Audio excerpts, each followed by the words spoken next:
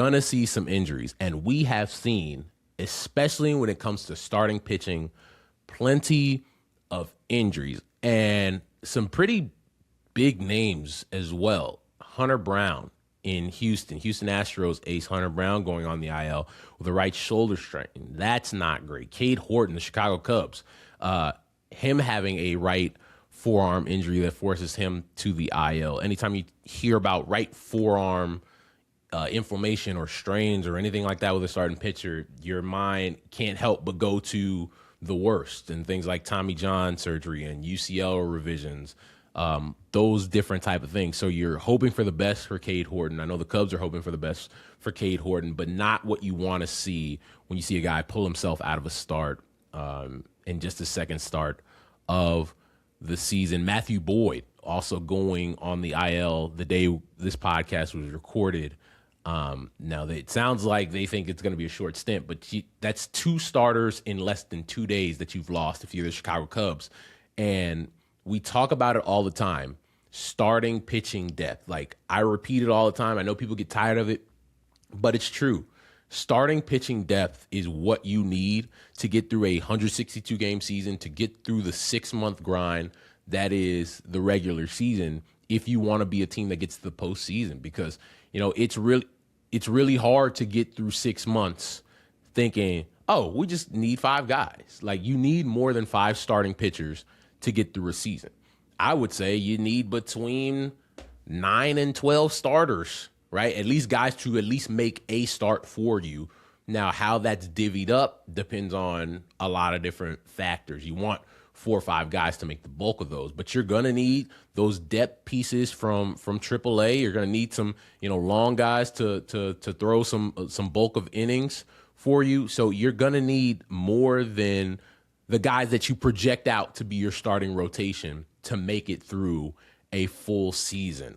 Cody Ponce with the Toronto Blue Jays going down with an ACL injury. That one was scary because you didn't know if it's an Achilles, if it's a knee, and comes to find out it is a knee. So we'll see the severity of that injury if he has to, he is going to go on the IL. He is on the IL, but now see what the course of action will be if he tries to rehab it or get ACL surgery, which would put him out for the season. Justin Verlander.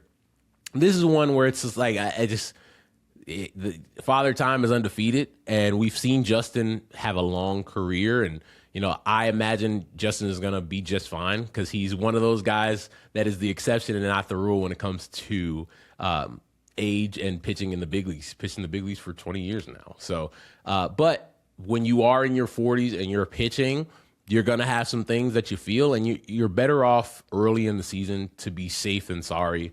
So he goes on the IL for the Tigers, but I expect to see Justin Verlander pitching again. But that's one of the things that you're going to have to watch. When you have a guy that's in his 40s making starts, he's going to have some things that are barking just because of age. So Justin Verlander, another guy on that list. Johan Oviedo with the Boston Red Sox, a guy that's going down with an elbow injury. That's not what you want to see.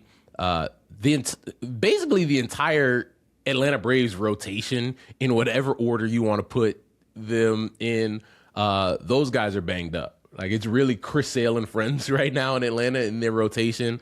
And it's one of those things where this has been since spring training, whether it's Spencer Strider, Spencer Schwellenbach, AJ Smith-Shawver, Hurston Waldrop, who had a really solid 2025 season, in his rookie year and really showed a lot of things. He's on the IL. Joey Wentz on the IL. And so the Braves are in a situation where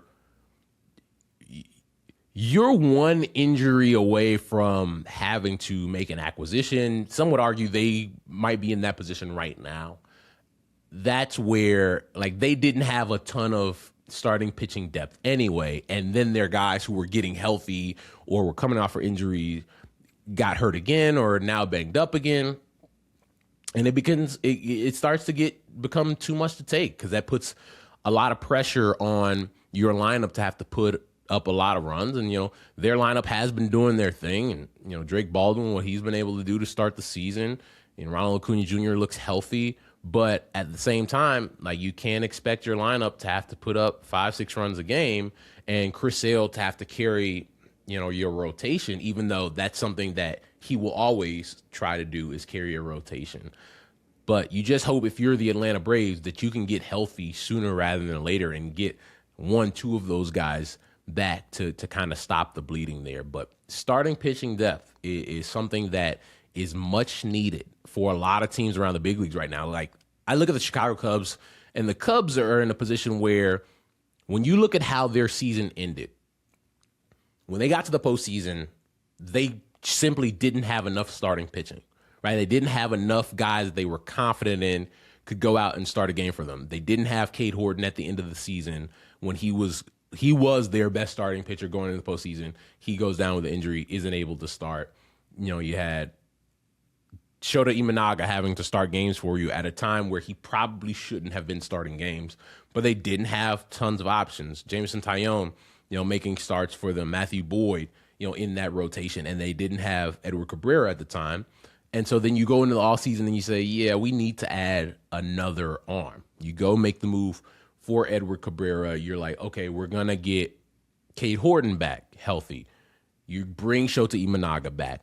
And then you say, we're going to get Justin Steele back in this rotation, who they lost for all of 2025, in late May, early June. But like we talked about last week on the podcast, you just never know, right? And there you try to stay as healthy as possible. You try to give guys extra rest. When we were talking about that 6-man rotation, one of the reasons you give guys extra rest is to keep guys fresh and healthy. But baseball it's hard to keep starting pitchers healthy, and some teams are getting tested very early with their starting pitching depth.